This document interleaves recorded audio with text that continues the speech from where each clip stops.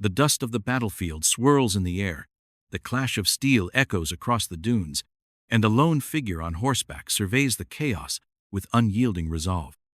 This is Belisarius, the greatest general of the Byzantine Empire, a man whose name became synonymous with victory in an age of crumbling empires. Born in 505 AD in the rugged lands of Illyria, Belisarius rose from humble origins to become the sword of Justinian I, the emperor who dreamed of restoring Rome's lost glory. Under his command, the Byzantine legions marched across continents, reclaiming North Africa from the Vandals, seizing Rome from the Ostrogoths, and carving a legacy in blood and steel. But Belisarius was more than a conqueror, was a loyal servant caught in the web of imperial politics, a man whose brilliance on the battlefield was matched only by the tragedies that haunted his later years. As we stand on the sands of history, let's journey into the life of a general whose victories reshaped an empire, whose loyalty was tested by betrayal, and whose legacy endures as a testament to the cost of greatness. Picture Illyria in the early 6th century, land of rolling hills and scattered villages where the echoes of Roman glory linger in the ruins of old forts. Belisarius was born into a modest family, likely of mixed Roman and Illyrian descent, his father a soldier who taught him the art of war from a young age. By his teens, he was training with a wooden sword, his eyes fixed on the horizon, dreaming of a life beyond the fields. At 15, he joined the Byzantine army as a lowly recruit, his talent for strategy quickly catching the eye of his superiors. By his early 20s, he was in Constantinople, the glittering heart of the empire, serving in Justinian's imperial guard. It was here, in the shadow of the Hagia Sophia, that Belisarius met the emperor who would change his life, a man whose ambition to restore the Roman Empire would thrust Belisarius into the crucible of war. Justinian saw in him a rare blend of loyalty and genius, appointing him general at the tender age of 25, a decision that would set the stage for some of the greatest military campaigns in history. But Belisarius's journey was not one of unblemished triumph. His victories in North Africa and Italy came at a staggering cost, outnumbered and underfunded. He faced impossible odds, relying on his tactical brilliance to turn the tide. His relationship with Justinian and Theodora was a complex dance of trust and suspicion, their gratitude for his victories often overshadowed by court intrigues and jealousy. As the Justinian Plague swept through the empire, Belisarius watched his soldiers die by the thousands, his campaigns faltering under the weight of disease. And in his final years, betrayal and disgrace would mark the end of his storied career, a bitter epilogue to a life of service. Yet, through it all, Belisarius remained a symbol of resiliency, man who fought not for glory, but for duty, whose strategies are still studied today, and whose name echoes in the annals of military history. Over the next journey, we'll trace Belisarius's epic tale from the battlefields of North Africa to the streets of Rome, from the heights of imperial favor to the depths of betrayal. Witness his daring conquests, his loyalty to Justinian and Theodora, his struggles against plague and politics, and the tragic end that cemented his legend. Was he the last true Roman general, or a man doomed by his own loyalty?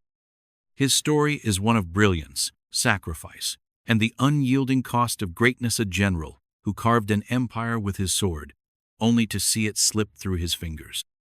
From the ruins of Carthage to the halls of modern military academies, Belisarius's legacy is a bridge between the ancient and the modern, a reminder that even the greatest heroes bear the scars of their triumphs. Are you ready to march with Belisarius, to feel the weight of his armor, the heat of his battles, and the sting of his betrayals? Join us now. Watch, like, subscribe, and hit the bell to uncover a story that will leave you in awe. Let's begin. In the early years of the 6th century, as the Byzantine Empire stood at the crossroads of a fading Roman legacy and a new era of ambition, a boy named Belisarius was born into a world far removed from the glittering halls of Constantinople. The year was 505 AD, and the rugged hills of Illyria frontier province on the empire's western edge were his cradle. Illyria was a land of stark contrasts, where rolling fields met crumbling Roman forts, their weathered stones a silent testament to a glory long past. Belisarius's family lived in a modest village near the fortress of Germana, their home a simple structure of mud and timber, surrounded by the scent of pine and the distant howl of wolves. His father, a retired soldier named Marcellus, had once marched under the banners of Rome, his weathered hands now tending to a small plot of land, his stories of battle the only inheritance he could offer his son. Belisarius's mother, a quiet woman of Illyrian descent, wove wool to supplement their meager income, her songs of ancient heroes filling the evenings with a haunting melody. The family was neither wealthy nor influential, their name unknown beyond the village boundaries, but within their humble walls. A fire was kindled, a fire that would one day burn brightly on the battlefields of an empire. Belisarius was the youngest of 3 children, his 2 older brothers already hardened by the demands of rural life, their hands calloused from plowing fields and fending off stray wolves that threatened the village livestock. But Belisarius was different, smaller in stature, with a sharp gaze that seemed to see beyond the horizon. He was a dreamer in a land that demanded pragmatism. By the age of 6, he was swinging a wooden sword his father had carved, mimicking the drills Marcellus taught him, his small frame darting through the tall grass as he imagined leading armies to glory. The village boys mocked him, their laughter ringing out as they called him the little general, but Belisarius paid them no mind, his focus unbroken, his dreams fueled by his father's tales of Roman legions marching in perfect formation, their shields gleaming under the sun. Marcellus, seeing the spark in his son, took him under his wing, teaching him the basics of swordplay and the importance of discipline, lessons that would later define Belisarius's career. "A soldier fights with his mind as much as his blade," Marcellus would say, his voice gravelly but firm as he showed Belisarius how to anticipate an opponent's moves, a skill that would one day outwit empires. At 12, Belisarius's world was shaken by a brutal awakening. A band of Gothic raiders descended on the village, their torches lighting the night as they sought to plunder what little the villagers had. Marcellus rallied the men, his old soldier's instincts kicking in, and led a desperate defense, his rusted sword flashing in the firelight. Belisarius, hidden with his mother and siblings in a root cellar, heard the clash of steel and the screams of the wounded, his heart pounding as he clutched a stick, imagining himself at his father's side. The raiders were driven off, but not without cost. 2 villagers lay dead, their blood staining the earth, and Marcellus returned with a deep gash on his arm, his face pale but resolute. The sight of his father's wound, the smell of smoke, and the cries of the bereaved etched a lesson into Belisarius's young mind. War was not the glory of his father's stories, but a harsh reality of survival, a truth that would shape his approach to the battlefield in the years to come. That night, as the village mourned, Belisarius made a silent vow to become a soldier not for fame, but to protect those who could not protect themselves, a vow that would guide him through the trials of his future. By 15, Belisarius was ready to leave Illyria behind, his dreams too vast for the village's narrow paths. With his father's blessing and his old sword strapped to his side, he joined the Byzantine army as a lowly recruit in a frontier garrison near the Danube River, a border often raided by barbarian tribes. The garrison was a harsh proving ground, its soldiers a mix of grizzled veterans and green recruits, their days filled with drills, patrols, and the constant threat of attack. Belisarius stood out immediately not for his strength, which was modest compared to his comrades, but for his mind, which was sharper than any blade. During a training exercise, he organized his unit to outmaneuver a larger force, using the terrain to their advantage, a tactic that caught the eye of his commander, a stern officer named Flavius. "You've got a head for war, boy," Flavius grunted, his approval a rare commodity in the unforgiving camp. Belisarius' skill earned him a promotion to decurion, a minor officer in charge of 10 men, a role that tested his leadership as much as his courage. He led his small unit on patrols through the misty forests of the Danube, facing ambushes from Hunnic raiders with a calm that belied his age, his quick thinking, saving lives more than once. Word of the young Illyrian's talent spread, and by 525 AD, at the age of 20, he was summoned to Constantinople, the glittering heart of the empire, a city that would become both his stage and his crucible. Constantinople in the 520s was a city of breathtaking splendor and treacherous politics, its golden domes reflecting the ambition of an empire on the rise. Belisarius arrived as a wide-eyed soldier, his Illyrian accent marking him as an outsider, his simple tunic a stark contrast to the silk-clad nobles who filled the streets. He was assigned to Justinian's elite guard, a prestigious but dangerous post, where loyalty was as much a weapon as a sword. Justinian, then a rising figure in the court of his uncle, Emperor Justin I, was a man of boundless ambition, his dream to restore the Roman Empire, a fire that burned in his eyes. Belisarius first met him during a military review in the palace courtyard, the future emperor's gaze piercing as he inspected the troops. "You're the Illyrian I've heard about," Justinian said, his voice measured but intense, "the one who thinks like a general." Belisarius, barely 22, stood tall under the scrutiny. His response simple but firm, "I serve to protect the empire, my lord." That moment marked the beginning of a partnership that would reshape history, though neither man could foresee the triumphs and the betrayals that lay ahead. In the imperial guard, Belisarius honed his skills, training with the empire's best soldiers, learning the intricacies of Byzantine warfare cataphracts, archers, and siege tactics while observing the court's political games from the sidelines. He befriended Antonina, a fiery woman who would later become his wife, her wit and ambition a match for his own, though her closeness to Theodora, Justinian's future empress, would complicate their lives in years to come. By 527 AD, when Justinian ascended the throne, Belisarius had risen to the rank of dux, a commander of frontier troops, his reputation for loyalty and brilliance making him a natural choice for Justinian's grand vision. In 530, at the age of 25, Belisarius was named general, tasked with leading the emperor's armies to reclaim the lost territories of the Roman Empiria mission that would thrust him into the heart of history. His first test would come in the sands of North Africa, where the Vandal Kingdom awaited, a challenge that would prove his mettle and set the stage for the conquests that would define his legacy. But as he stood on the deck of a ship bound for Carthage, the lessons of Illyria discipline, survival, and duty remained his guiding stars, a foundation that would carry him through the storms of war and the shadows of imperial intrigue. The year was 533 AD, and Belisarius, now a general at the age of 28, stood on the deck of a Byzantine warship, the salty Mediterranean wind whipping through his hair as he gazed toward the horizon.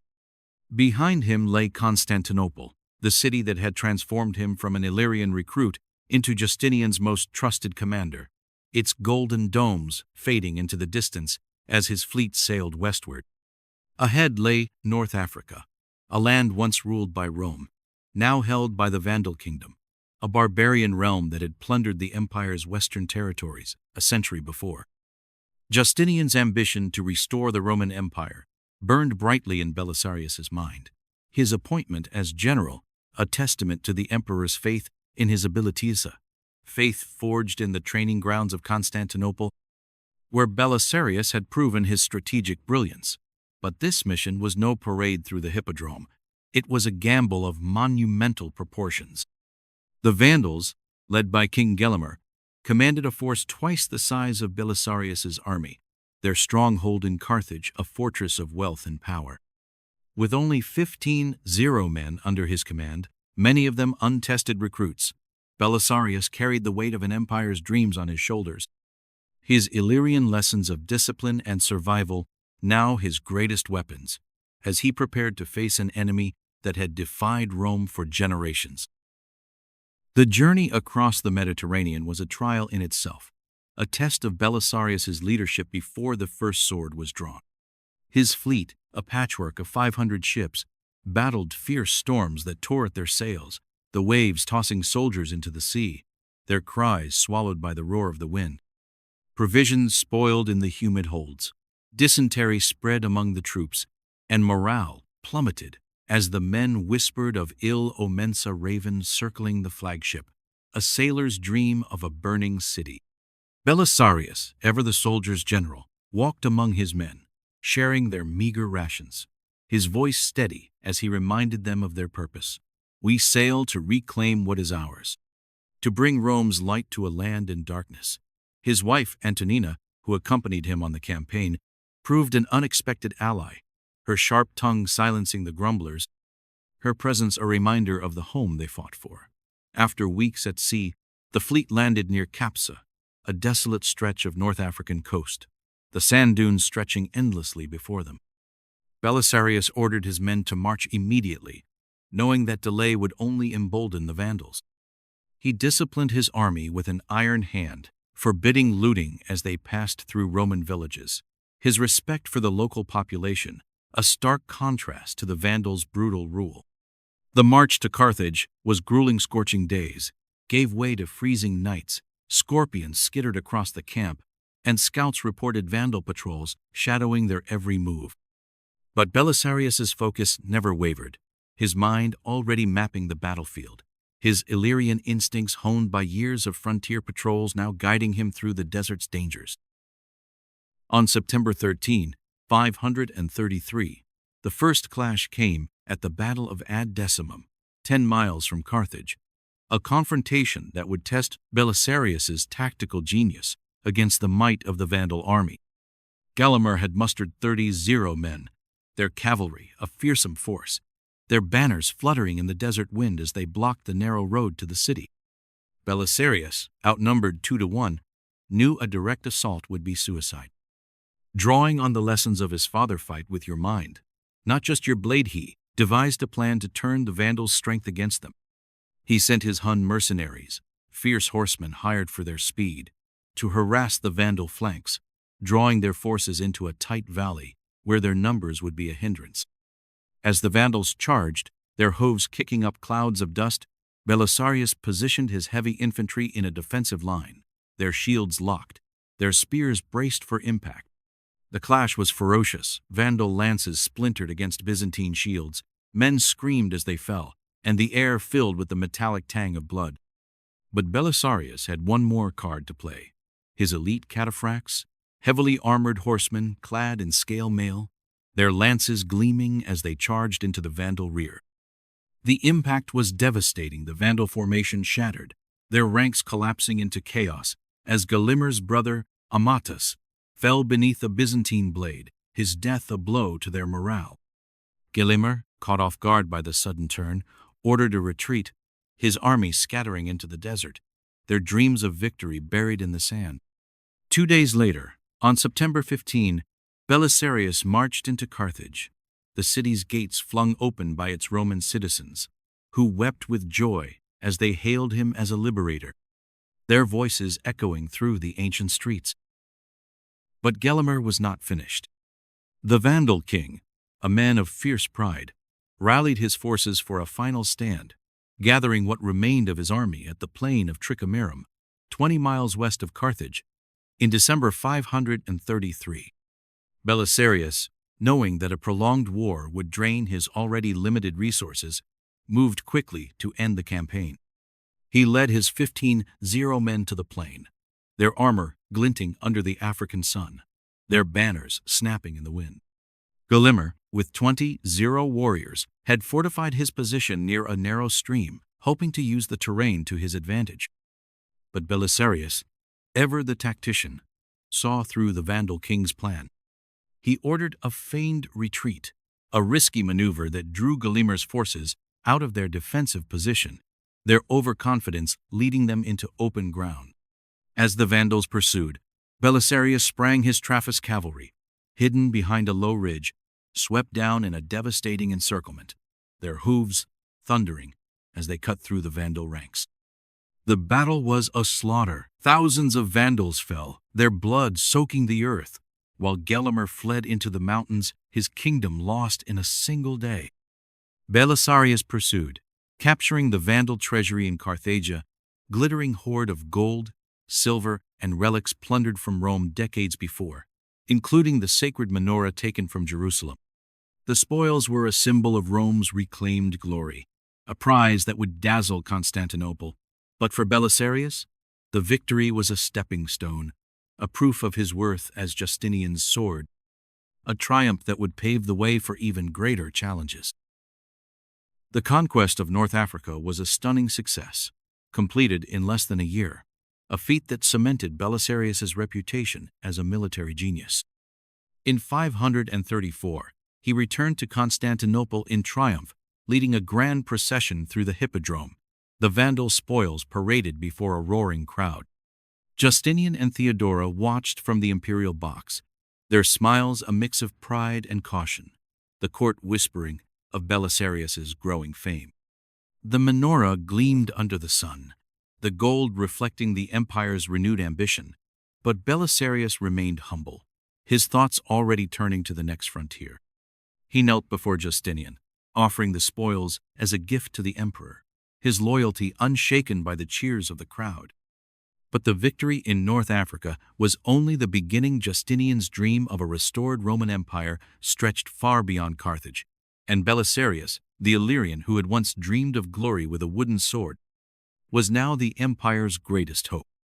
His next mission would take him to the heart of the ancient world, to Italy and the eternal city of Rome, where the Ostrogoths awaited, their kingdom, a formidable obstacle in the path of Byzantine ambition. As Belisarius prepared for the journey, the lessons of North Africa adaptability, discipline, and the courage to face impossible odds would guide him.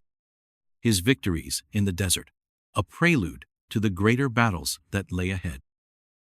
Fresh from his triumph in North Africa, Belisarius stood at the heart of Constantinople in 534 AD, the cheers of the hippodrome still ringing in his ears as he presented the Vandal spoils to Justinian.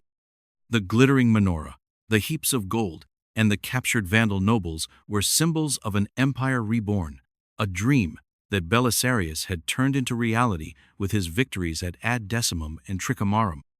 But Justinian's ambition knew no bounds. His vision of a restored Roman Empire stretched far beyond the sands of Carthage, and his gaze now turned to Italy, the ancient heart of Rome, now ruled by the Ostrogothic kingdom. Belisarius, the Illyrian who had risen from a village boy to the empire's greatest general, was once again called upon to lead the charge.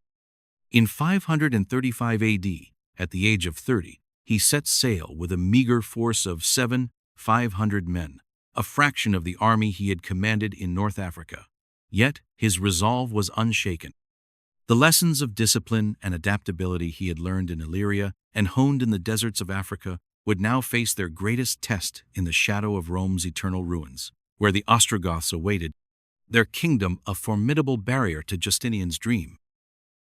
Belisarius's campaign began in Sicily, a strategic stepping stone to the Italian mainland, its Roman population weary of Ostrogothic rule. Landing in the summer of 535, he moved with the same lightning speed that had defined his North African campaign, capturing the island's key cities Syracuse, Palermo, and Messina with minimal resistance. The local populace, longing for the return of imperial rule, welcomed him with open arms, their cheers a stark contrast to the Vandal resistance he had faced in Carthage. Belisarius, ever mindful of his troops' morale, ensured strict discipline, forbidding looting and treating the Sicilians with respect, a tactic that won him allies as much as it preserved his army's strength. By autumn, Sicily was secure, a vital base for his next move. Crossing the Strait of Messina, he marched into southern Italy, his eyes set on Naples, a heavily fortified city loyal to the Ostrogoths. The siege of Naples in November 535 was a brutal affair. The city's walls, reinforced by Ostrogothic defenders, withstood weeks of assault, their archers raining arrows on Belisarius's men. But the general's ingenuity, forged in the crucible of Illyria's frontier skirmishes, turned the tide. He discovered an unguarded aqueduct leading into the city, a narrow passage barely wide enough for a man to crawl through. Under the cover of night, Belisarius led a small team through the aqueduct, their torches flickering in the damp darkness, their footsteps echoing as they emerged behind enemy lines. The surprise attack threw Naples into chaos. Gates were flung open, Byzantine troops poured in, and after a fierce street battle, the city fell, its Ostrogothic garrison slaughtered or captured. The victory at Naples sent shockwaves through Italy. The Ostrogothic king Theodora had faltering as his kingdom began to crumble under the weight of Belisarius's advance. With southern Italy secured, Belisarius set his sights on the greatest prize of all Rome, the Eternal City, a symbol of the empire Justinian sought to restore. On December 9, 536, he entered Rome without a fight, the city's gates opened by its Roman citizens, who saw in Belisarius a liberator come to reclaim their past. The moment was electric. Belisarius, clad in his general's cloak, rode through the Forum, past the crumbling Colosseum, his men chanting his name as the city's bells rang in celebration. But the triumph was short-lived. The Ostrogoths, now led by their new king Vitiges, rallied their forces, determined to crush the Byzantine invaders. In March 537, Vitiges laid siege to Rome with an army of 30, their encampments stretching across the horizon, their siege engines hammering at the city's ancient Aurelian walls. Belisarius, with just 50 men, faced odds that would have broken a lesser commander. He fortified the walls, rationed supplies, and trained civilians to fight alongside his soldiers, his leadership a beacon in the face of starvation and despair. For a year, Rome endured. Belisarius repelled wave after wave of attacks, his archers firing from the battlements, their arrows a deadly rain that kept the Ostrogoths at bay. In one daring sortie, he led his cavalry out of the city gates, their hooves thundering as they struck at the enemy's supply lines, burning their grain stores and forcing Vitiges to stretch his resources thin. The siege was a grueling test of endurance. Children wept from hunger. Plague broke out among the defenders, and the walls crumbled under the Ostrogoths' relentless assault. But Belisarius, drawing on the resilience he had learned in Illyria, refused to yield, his voice steady as he rallied his men. Rome will not fall while we stand. In March 538, after a year of siege, Vitiges retreated, his army decimated by disease and starvation, his spirit broken by Belisarius's unyielding defense. Rome was saved, a victory that echoed across the empire, a testament to the general's genius and grit. The fall of Rome was a turning point, but the campaign was far from over. Belisarius pressed northward, his sights set on Ravenna, the Ostrogothic capital, a fortified city surrounded by marshes and defended by Vitiges' remaining forces. The journey was arduous. Italian roads, neglected for decades, slowed his march, while Ostrogothic guerrillas harassed his supply lines, their ambushes a constant threat. By 539, Belisarius reached Ravenna, his army battered but determined, their numbers bolstered by reinforcements from Constantinople. Vitiges, desperate to hold the city, offered a shocking proposal. He would surrender if Belisarius agreed to become Emperor of the West, a title that would split the empire and defy Justinian's rule. The offer was a trap, but Belisarius saw an opportunity. He feigned acceptance, entering Ravenna under the guise of negotiation, his troops hidden among the marshes, ready to strike. On May 540, as Vitiges opened the gates to welcome his new emperor, Belisarius sprang his Trappist soldiers, poured into the city, seizing key fortifications, their swords flashing as they captured Vitiges and his court. Ravenna fell without a major battle, a bloodless victory that showcased Belisarius's mastery of deception, a skill he had honed since his days outmaneuvering raiders on the Danube. Italy was reclaimed for the empire, the Ostrogothic kingdom shattered, and Belisarius stood as the liberator of Rome, his name etched into the annals of history as the last true Roman general. Yet the victory in Italy came at a cost. Belisarius's troops were exhausted, the treasury drained by the campaign's expense, and the Italian populace, though freed from Ostrogothic rule, chafed under Byzantine taxes and bureaucracy. Belisarius, ever loyal to Justinian, sent reports to Constantinople, detailing his triumphs and requesting support to stabilize the region.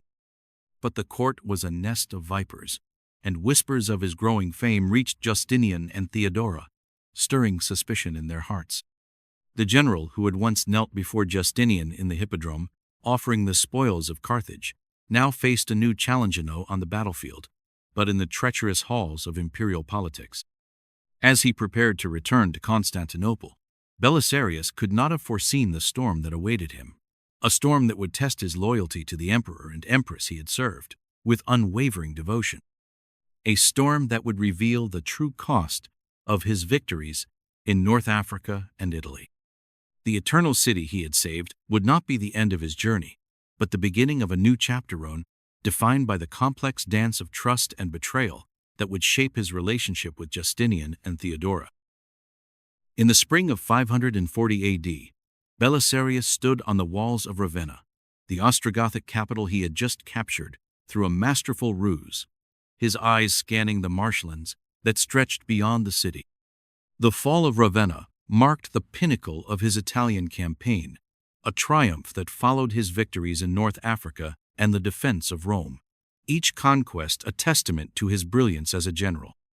But as the cheers of his soldiers echoed through the city, Belisarius' thoughts were not on victory, they were on Constantinople, where Justinian and Theodora awaited, their gratitude for his successes now shadowed by whispers of suspicion.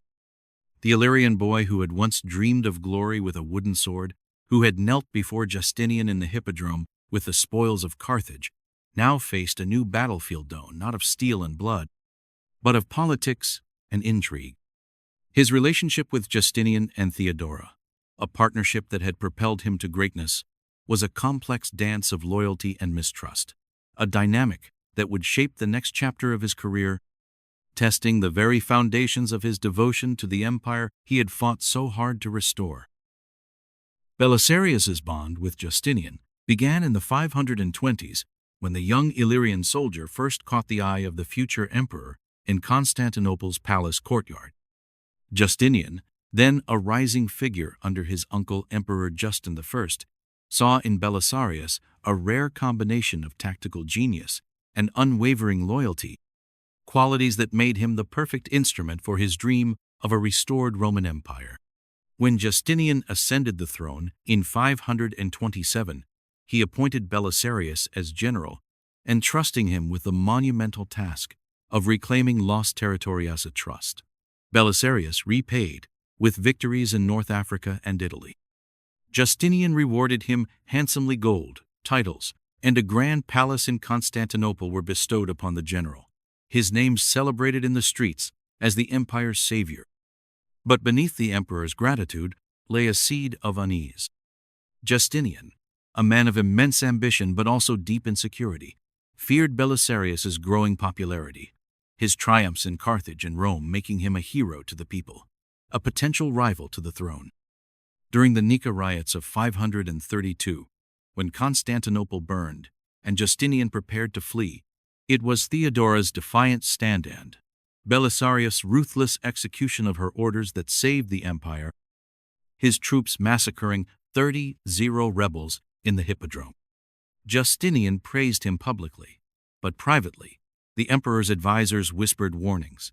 A general so beloved by the army and the people could one day turn against the crown, a fear that would haunt their relationship for years to come. Theodora, Justinian's fierce and pragmatic empress, played a pivotal role in Belisarius' career, her influence a double-edged sword that both protected and endangered him. During the Nika riots, it was Theodora's unyielding resolve. Purple makes a fine shroud that inspired Justinian to stay, and Belisarius to fight, forging a bond of mutual respect between the general and the empress.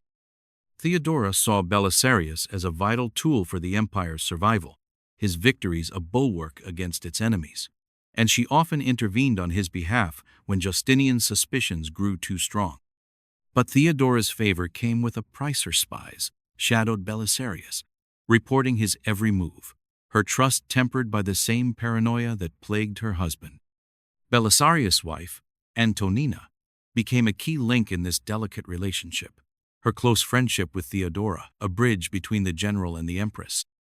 Antonina, a woman as ambitious as she was cunning, accompanied Belisarius on his campaigns, her presence a source of strength but also scandal. In 540, after the fall of Ravenna, rumors swirled that Antonina had taken a levera, young officer named Theodosius, while Belisarius was away on campaign. Theodora, fiercely protective of Antonina, quashed the rumors, but the scandal tainted Belisarius's reputation, giving his enemies at court more ammunition to sow doubt in Justinian's mind. Theodora's loyalty to Antonina ensured Belisarius's position, but it also deepened the mistrust that simmered beneath the surface, a mistrust that would soon boil over. The turning point came in 540, as Belisarius returned to Constantinople from Italy, his victories in Rome and Ravenna having made him a legend. Justinian, fearing his general's popularity, recalled him abruptly, a decision that stunned Belisarius, who had expected to remain in Italy to stabilize the region. The emperor's orders were curt: return immediately, leave the governance of Italy to others.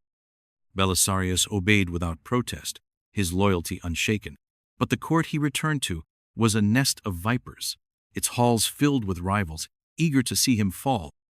Narses, a cunning eunuch and fellow general, whispered to Justinian that Belisarius had hoarded the Vandal spoils for himself, a baseless accusation that nonetheless found a receptive ear. Bureaucrats accused him of overstepping his authority in Italy, claiming he had negotiated with vitiges without imperial approval, a half-truth, as Belisarius's ruse in Ravenna had been a strategic necessity, not a bid for power. Even the Ostrogoths offered to make him Emperor of the West, which Belisarius had used as a ploy to capture Ravenna, was twisted by his enemies into evidence of disloyalty. Justinian, torn between gratitude and suspicion, summoned Belisarius to the palace, his voice cold as he questioned the general's actions. "You have served me well," Justinian said, his eyes narrowing. "But fame is a dangerous thing, Belisarius. It can turn a servant into a rival." Belisarius, kneeling before the emperor, reaffirmed his loyalty, his voice steady. "I fight for Rome, not for myself, my lord." But the seeds of doubt had been sown, and the trust that had once defined their partnership began to fray, a fracture that would widen in the years to come. Theodora's role in this unfolding drama was as complex as her personality. She was both Belisarius's protector and his judge, her pragmatism often at odds with Justinian's paranoia. In 541, as tensions with Persia flared on the eastern frontier, Theodora convinced Justinian to send Belisarius to the front, a decision that spared him the court's growing hostility but thrust him into another grueling campaign. The Persian king, Khosrow I, had launched a new offensive, raiding deep into Byzantine territory, and Belisarius was tasked with stopping him with minimal troops and supplies, a testament to Justinian's reluctance to fully empower him. Belisarius fought with his characteristic brilliance, outmaneuvering the Persians in a series of skirmishes, his small force holding the line against overwhelming odds. But Justinian's orders were contradictory: one day demanding an all-out assault, the next urging caution, a reflection of the emperor's wavering trust. Theodora, meanwhile, kept a close watch through her spies, her letters to Belisarius a mix of encouragement and veiled warnings. "Serve the empire, but do not outshine the throne." Antonina, traveling with Belisarius, became a source of tension. Her friendship with Theodora ensured the empress' favor, but her rumored infidelity continued to cast a shadow over Belisarius' name, a personal betrayal that mirrored the political betrayals he faced from the court. Through it all, Belisarius remained steadfast, his loyalty to Justinian and Theodora a guiding star, even as their suspicions tested his resolve. The victories he had won in North Africa and Italy, the cities he had reclaimed for the empire, were now overshadowed by the whispers of envy and fear that filled Constantinople's halls. His relationship with the imperial couple, once a partnership of mutual ambition, had become a delicate balance of trust and mistrust, a dance that would soon face even greater challenges as new threats emerged both on the battlefield and within the empire itself. The Ostrogoths in Italy would rise again under a new leader, and the Justinian Plague would soon sweep through the empire, bringing death and despair that would test Belisarius's leadership as never before. As he stood on the eastern frontier, facing the Persian threat, Belisarius could not have known the trials that awaited him, trials that would push his loyalty to its limits, trials that would reveal the true cost of serving an empire that both needed and feared him. In the waning months of 542 AD, Belisarius stood on the eastern frontier, his armor dulled by the dust of battle, his eyes weary from months of skirmishes with the Persians. The victories in North Africa and Italy, the defense of Rome, and the cunning capture of Ravenna had once made him the empire's shining star, a general whose loyalty to Justinian and Theodora had carried him through the treacherous waters of imperial politics. But as he gazed across the barren landscape, the weight of suspicion from Constantinople pressed upon him, a shadow cast by the whispers of envy that had followed his triumphs. The Illyrian boy, who had learned resilience in his village, who had honed his skills in Constantinople's guard, now faced a new kind of warren, not just against external enemies, but against the crumbling trust of his emperor and the rising challenges that threatened to unravel his legacy. The Ostrogoths in Italy, far from defeated, were stirring under a new leader, and the Byzantine court, with its rivalries and intrigues, was turning against him, setting the stage for a series of trials that would test his endurance like never before. The first blow came in Italy, where the Ostrogoths, under their new king Totila, launched a ferocious counteroffensive in 542, exploiting the discontent of a populace weary of Byzantine taxes and misrule. Belisarius, recalled from the eastern frontier with a skeleton force of barely 4,000 men, many of them untrained recruits, was sent back to stabilize the region, a task made all the more daunting by Justinian's reluctance to provide adequate support. The Italian campaign that had once seen him march triumphantly into Rome now turned into a grueling struggle. Totila, a brilliant tactician in his own right, used guerrilla warfare to devastating effect, ambushing Byzantine garrisons, cutting supply lines, and recapturing Naples and much of southern Italy by 543. Belisarius, his army stretched thin, fought to hold Rome. His pleas for reinforcements met with silence from Constantinople, where Justinian's focus was divided by the eastern threat. In 546, Totila besieged Rome, and this time Belisarius could not hold the city's defenses, weakened by desertions and betrayal from within, fell after a 3-week siege.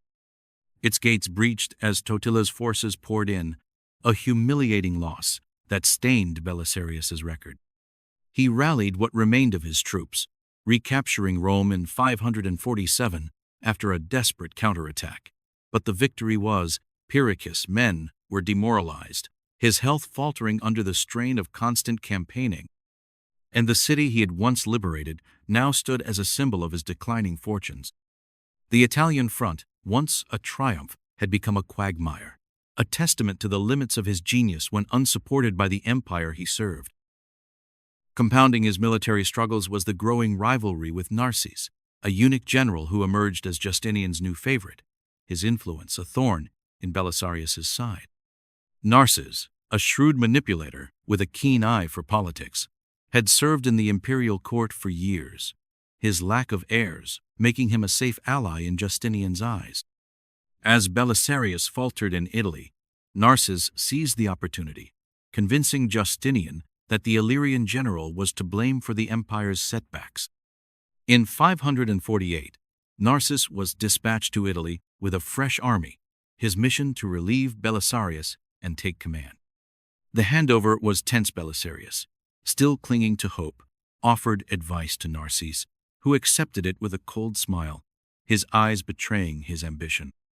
Narses' campaign would later succeed, defeating Totila at the Battle of Tagenae in 552, a victory built on the groundwork Belisarius had laid.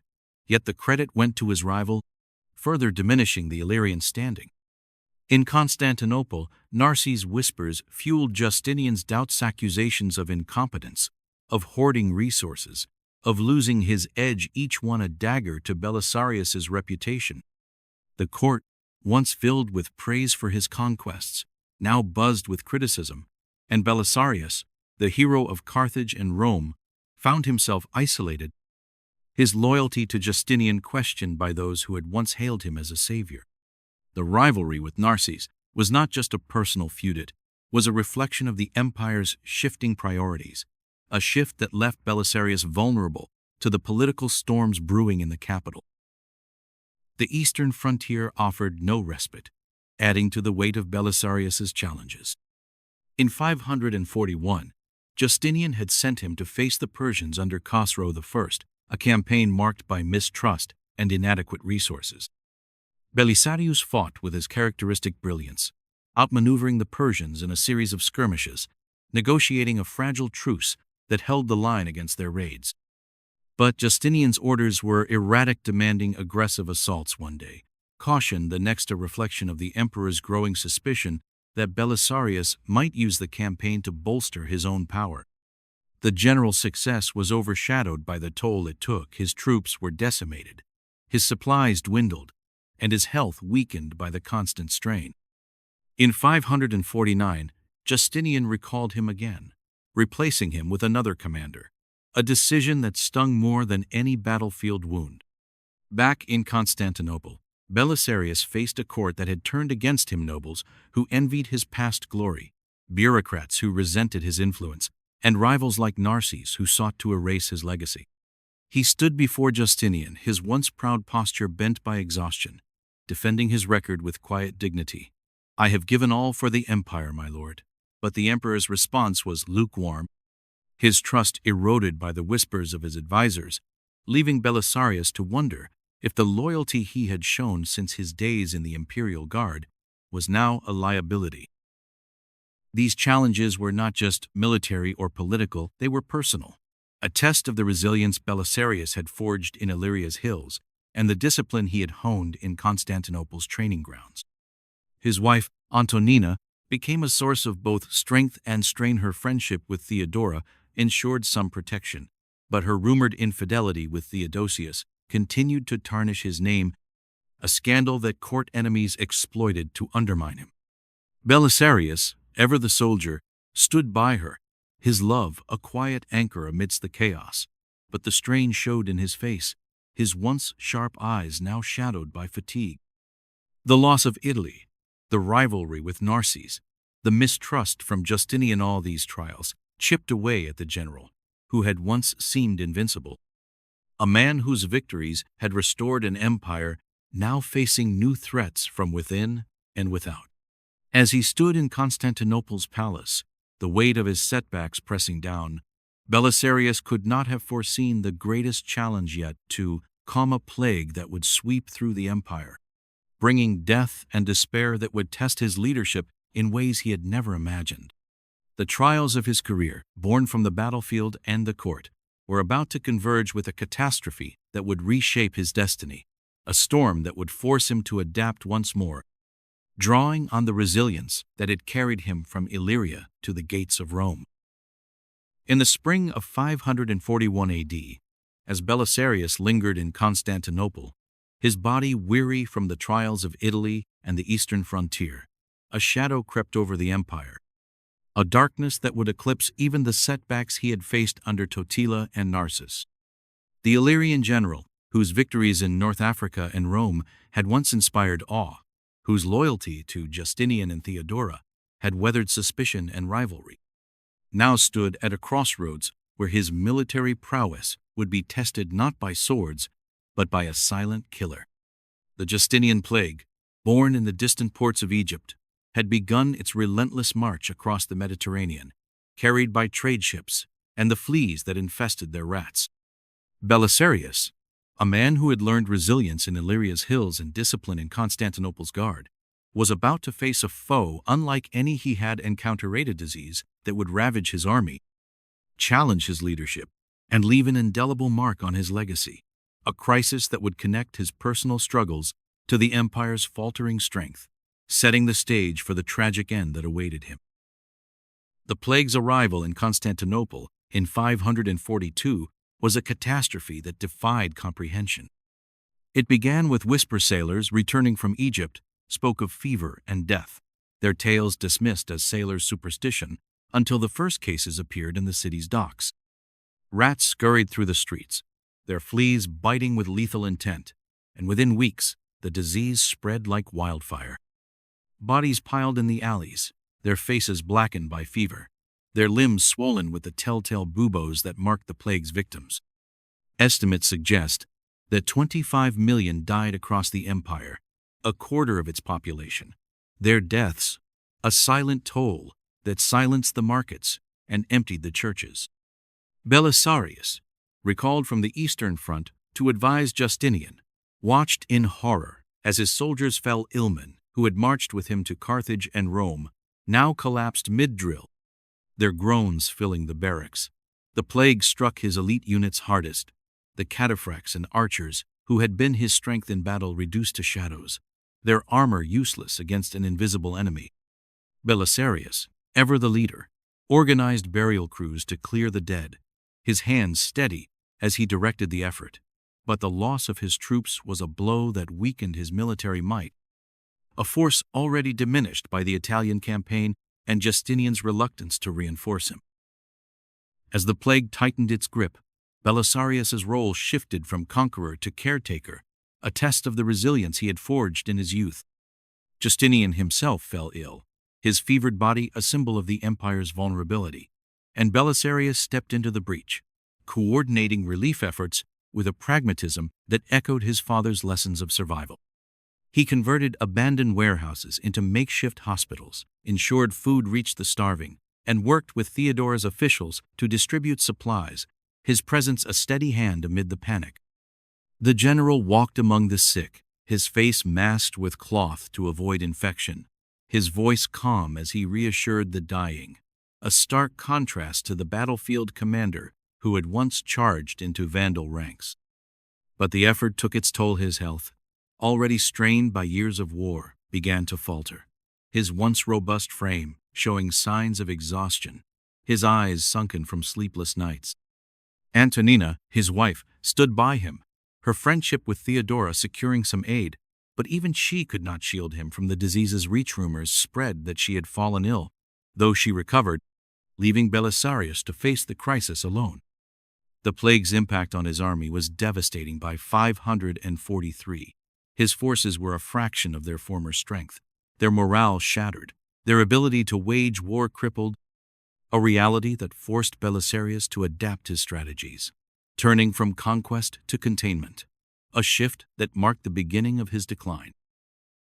The plague's broader impact on the empire reverberated through Belisarius's career, amplifying the challenges he faced from court and battlefield. Tax revenues plummeted as trade halted and fields lay untended, leaving Justinian with little to fund Belisarius's campaigns. The eastern frontier, where he had negotiated a fragile truce with the Persians, flared up again as Khosrow I exploited the empire's weakness, launching raids that Belisarius could no longer repel with his depleted forces. In Italy, Totila seized the opportunity, recapturing Rome in 546, a loss that Justinian attributed to Belisarius's failure, despite the general's pleas for resources. The emperor's mistrust, already deepened by Narses' whispers and the scandals surrounding Antonina, grew into outright suspicion. Belisarius was recalled to Constantinople in 548, his command stripped, his victories overshadowed by the empire's collapse under the plague's weight. The court, once filled with praise for his conquests, now blamed him for the losses, their voices a chorus of condemnation that echoed through the palace halls. Belisarius stood before Justinian, his voice hoarse as he defended his record. "I have fought with what I was given, my lord, but the plague spares no man."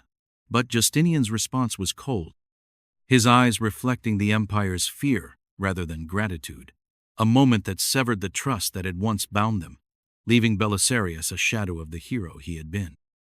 The personal toll on Belisarius was as profound as the military and political fallout.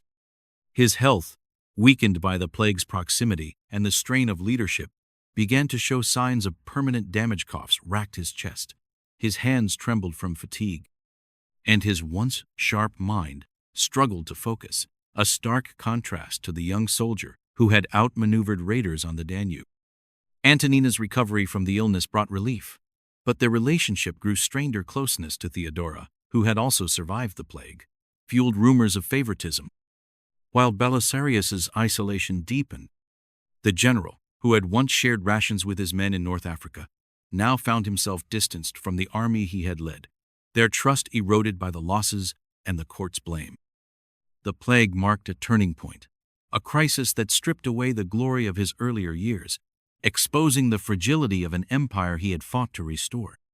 As Constantinople struggled to recover, its streets haunted by the ghosts of the dead, Belisarius's role diminished, his influence waning as Justinian turned to others. Narses, newly victorious in Italy, to lead the empire forward.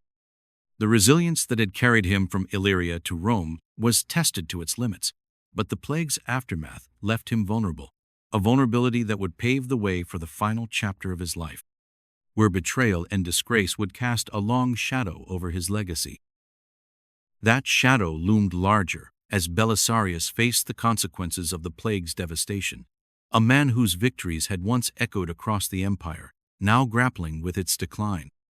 The loss of his army, the mistrust of Justinian, the strain on his health and marriage, all these were threads woven into the fabric of his story, threads that would lead to a bitter end. But even as the plague receded, its scars remained, a reminder of the empire's fragility and Belisarius's human limits. The general who had reclaimed Carthage and Rome, who had stood firm against the Ostrogoths and Persians, now stood on the brink of obscurity, his fate intertwined with an empire teetering on the edge.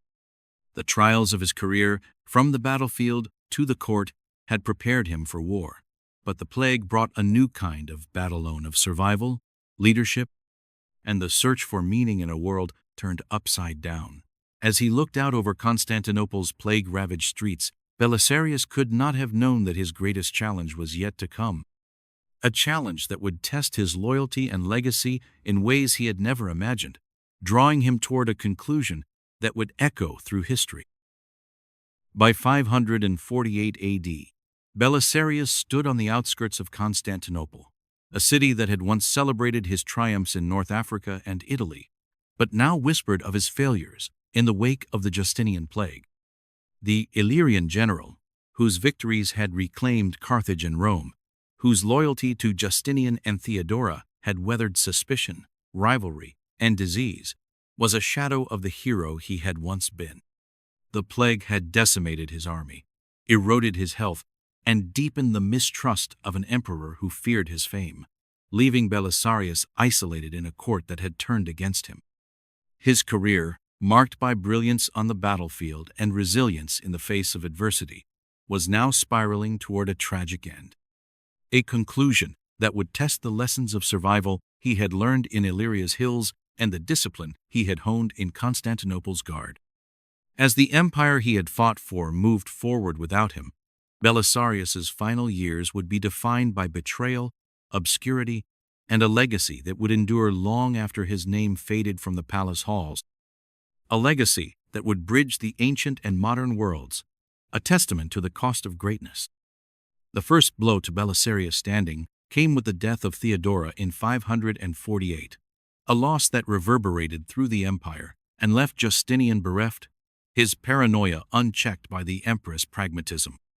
Theodora had been Belisarius's protector, her influence shielding him from Justinian's worst suspicions, her friendship with Antonina a lifeline in a court filled with enemies. With her gone, Belisarius's position grew precarious. Justinian, grieving and isolated, turned inward, his trust in his once favored general eroding under the weight of court intrigues. Narses, Belisarius's rival, seized the moment, taking command in Italy and defeating Totila at the Battle of Taginae in 552, a victory that Belisarius had laid the groundwork for but could not claim. Narses' success was a bitter pill. Justinian showered him with honors, while Belisarius, recalled to Constantinople after his final eastern campaign, was relegated to the sidelines, his role reduced to that of an advisor, his voice ignored in the halls where he had once been hailed as a hero. The general who had marched through the hippodrome with the Vandal spoils, who had defended Rome against impossible odds, now found himself a relic of a bygone era, his victories overshadowed by the empire's shifting priorities, his loyalty a burden in a court that valued flattery over service. A glimmer of hope emerged in 559, when Belisarius was called out of retirement to defend Constantinople against a Hunnic invasion, a final act of service to the empire he loved. The Huns, a fierce nomadic force, had crossed the Danube, their numbers swelling as they marched toward the capital, their war cries echoing through the countryside. Justinian, desperate for a leader, turned to Belisarius, granting him a small force of 20 men, mostly veterans, who had served under him in earlier campaigns, their loyalty to their old general unshaken. At 54, Belisarius was no longer the vigorous commander of his youth, his body weakened by years of war and plague, but his mind remained sharp, his tactics as brilliant as ever.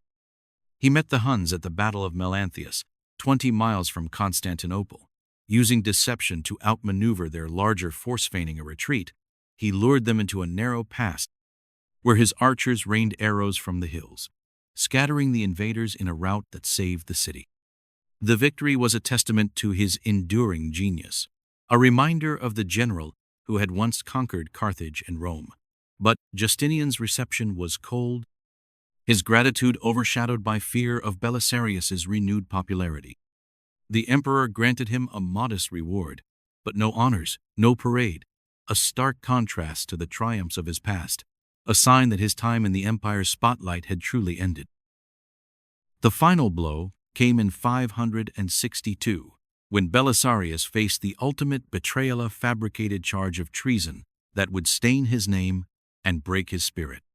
Court enemies, led by jealous nobles and bureaucrats, accused him of plotting against Justinian, claiming he had conspired with the army to seize the throne, a lie that played on the emperor's deepest fears. Belisarius, who had knelt before Justinian with the spoils of Carthage, who had fought through plague and suspicion to serve the empire, was arrested and put on trial, his once glorious name dragged through the mud. The trial was a farce, witnesses were bribed, evidence forged, and Belisarius, too weary to fight the political machine, offered little defense, his voice quiet as he spoke. "I have served my emperor with my life.